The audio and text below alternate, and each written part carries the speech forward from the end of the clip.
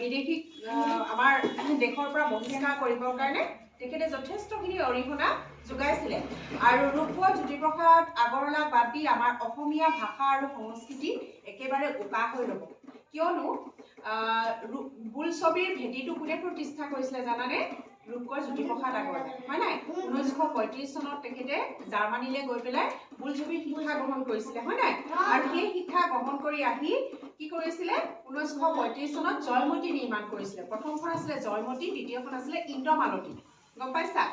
আৰু এই জয়মতীয়ে হৈছে প্ৰথম অসমীয়া বোলছবি হয়নে নহয় আৰু জয়মতীৰ চৰিত্ৰত অভিনয় কৰিছিলে আইদেউ সন্দিকৈ হয় নাই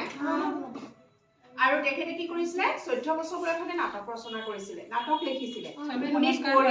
চাকিটো জ্বলাই লৈছো